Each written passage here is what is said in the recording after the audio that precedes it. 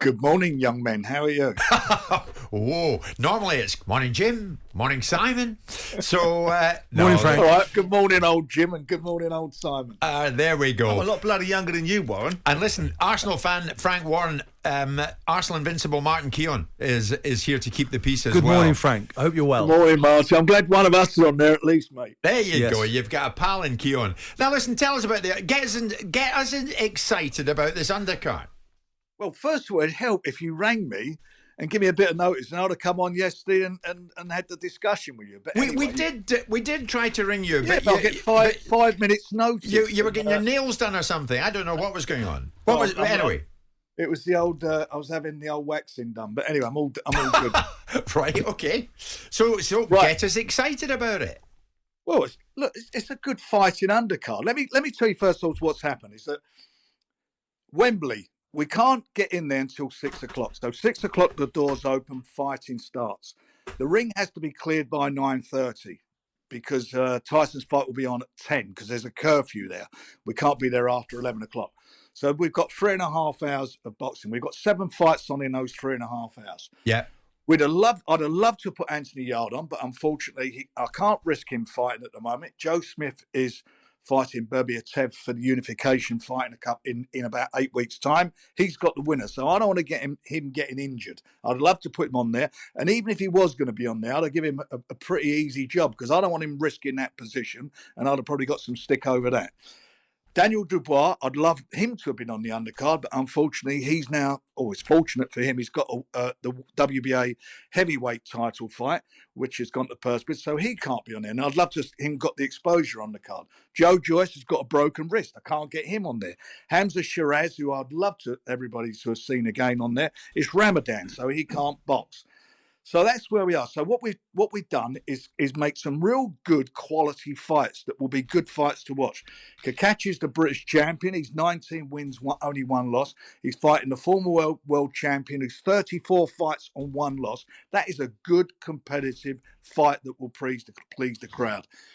Tyson, every time he fights, his great friend Isaac Lowe, who's not a bad fighter, fights on the card. He's in with a young lad from Liverpool called Nick Ball, who's 14-0. Yeah. Nick Ball, you're going to like him. This is going to be this will be a war, and I really do rate Nick Ball. He's been sparring with quite a few world champions. Okay. Prepared for their fights recently, like Warrington, and they'll tell you what a handful he is. Yeah. We've also got David Adelaide on there, who's an up and coming young heavyweight.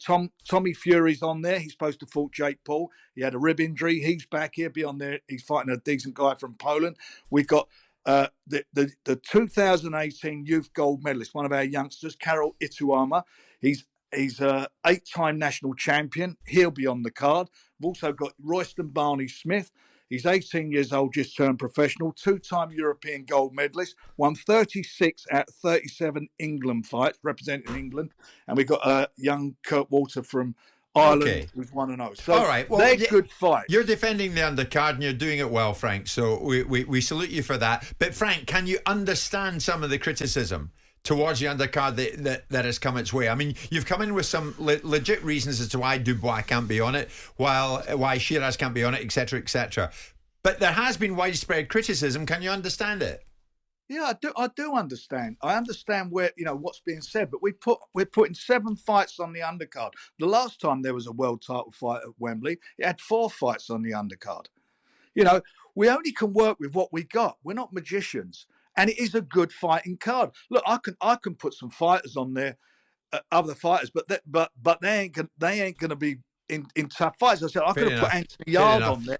Yeah. You said, Anthony Yard's on there, but look who he's fighting, and I'll get criticism for that because I'm being honest. Right. I'm not going to risk him losing his number 1 spot to fight for a unification Okay. title. Well, now, Frank, this is the first opportunity that Simon and I have had to speak to you since you locked horns with Jeff Benz, Dillian Whyte's lawyer.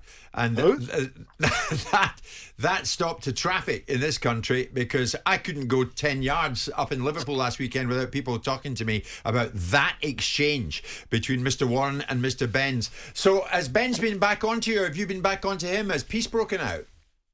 No, nothing's broken out. We're in the same position. He's only made one posting the fight, which he's contractually supposed to do, Dillian Whyte, and that's saying why his heavyweight who he manages on the card. I mean, we are where we are. A lot's going to happen in the next 48 hours regarding this, and hopefully some common sense will prevail. All I just want one thing: for them to do what they're contractually bound to do. Nothing more, nothing less. They're asking for money, as we all know from the conversation. They want money to go in escrow. We haven't got a problem doing that, provided they do the things they're obliged to do in the contract. And that's it. Yeah, and his image can be used and all that kind of thing. White's image. Well, I mean, that was another flashpoint. Well, listen, we're using his image. We're not breaking any laws or anything and doing what we've done. We've purchased those images from and had permission to use them from agencies and also from Sky. So that what we're doing is not against the law, and it's ridiculous. It's bloody ridiculous to even be saying that. What we're supposed to do? Put a pixelated photo of him on. I mean, I must admit, Frank, I can't remember anything that we've done at talkSPORT that gets such an incredible reaction. I mean, it got very heated, didn't it?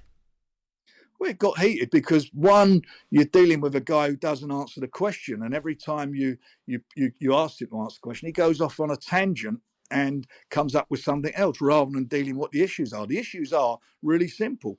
You have a contract, you signed a contract. Are you going to honor that contract? And all the things that you're asking for and you keep commenting on, are they in that agreement that you signed? And we know what the answers are to him because he did. He wouldn't answer them. Frank, going back to the undercard, because I made some observations about it yesterday. Yeah. Because I wasn't overwhelmed with it. And Yeah. I take your point and observations about availability of fighters, but I've got to pull you back a bit. After having a long conversation with my mate Jeffrey Benz yesterday to get myself into a position where I understand what he thought. I didn't, by the way, Frank. I'm looking at the Groves Froch undercard, which is in the same stadium with the same restrictions, and I'm looking at James DeGale, I'm looking at Kevin Mitchell, I'm looking at Jamie McDonnell, I'm looking at Anthony Joshua, and I'm saying, I get the dynamics of the challenges that you've got, but if I'm looking at a card with this kind of feature event for one of the biggest British fights for some time, which you've paid an enormous amount of money for, and the arguments that Dillian Whyte and those guys put up about they could have got more money from someone else. Might have got more money from someone else, a bigger percentage from someone else, but they got a bigger percentage of a smaller pot because you paid more money for it. But I do feel at a price point of 25 quid, it's not a great undercard. Well, I don't agree with you on that at all. Obviously, Simon, they're fights, and fights are about being entertained. And they're even money fights. The Low and Ball fight is for the BC Silver Featherweight Championship that gets them into. Yeah, I've seen it. Rating. And the other one, the other fight does the same. Both those fights are competitive fights. Kakachi's only lost one, as I said. Romero's won one. Kakachi's had a good few fights on BT. These are going to be good fights for the fans to watch. Competitive. I don't know how many fights. Going back to the time when for example, when AJ was on that card with, as you say, with... It was early. He fought Matt Legg, so it was early. Yeah, 2014. I don't know how many fights had he had then, how many fights had Matt Legg had. We're putting on a youth Olympic gold medalist in Carol Atiumia, who's 6 and But I would have expected one more marquee fight, Frank. That's my point. A marquee well, fight. I understand that. I hear what you're saying, and I understand that. And by the way, we still are working on another fight. And if I do that, I've got to take somebody off the card. So we are working still. But the card is, if you want to see watching fights where guys are going to stand and trade with each other, those two fights will deliver.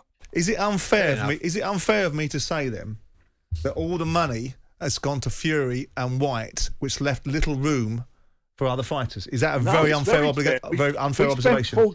We spent $41 million. I know what you spent in that fight. Yeah. I know you do. Plus all the cost of hiring a stadium and so forth. We spent all that. The pay-per-view model is really simple.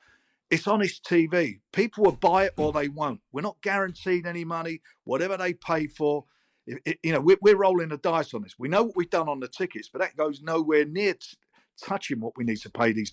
Fair enough, Frank. Fair enough. When does Whyte fly in, Frank? Sorry, no, just finish it. And I hear where Simon's coming from, and I understand it. And we put on some great shows over here. You'll be entertained on the night. But you're going to both be there. So if I'm not, I'm sure you're going to go over and kick me backside. But the fact of the matter is, they will be good fights. And you must bear in mind, we are constricting what we do. 41 million. The next highest bid was 9 million behind us. Yeah. So we put all our money into this big fight. Okay. And I'm with you, and Simon's in, I think, Road W, but that's fine. And he's got 2 ties of bottles to look through to watch it. There you go. That's excellent. When does Dillian Whyte come in, Frank? When do we hear or see from him? Well, he's contractually committed to attend a press conference. He's obviously got to be at the weigh-in, or there'll be no fight. And he's obliged to do other promotional things. Wouldn't it have been, Frank? Wouldn't it have been a good fight, you and Jeffrey Benz?